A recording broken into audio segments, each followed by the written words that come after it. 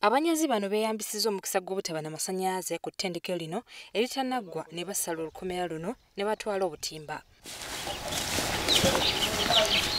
Okusinziira ku ofiisa wa poliisi atwala ekitundu kino, abanyazi bano baludde nga batigumya ettendekero lino era nga guno si gwe mulundi ogusoose okubba obutimba bw'ettendekero lino. Bwe babisala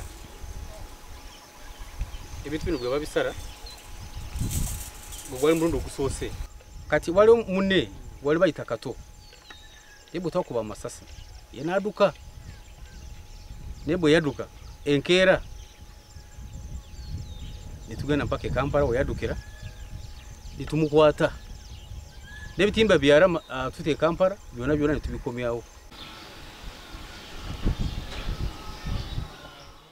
Mu kikwekweto ekikoleddwa poliisi esobodde okukwata abagambibwa okusala olukomera luno era n'ebeeyambisa okuzuula wa gye baatutte obutimba buno. Abakwatiddwa mu bunyazi buno kuliko Ismail Mbogo ne Kato Umar bonna nga bakolera mu Kisenyi mu Kampala.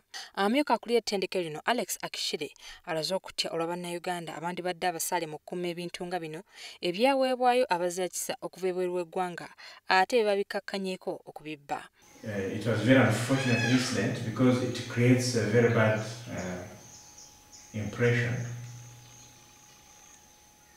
and of course it affects our operations because when the fence is destroyed, then wild animals can enter into our farm and probably spread some zoonotic diseases to our pigs or even the birds because we have poultry.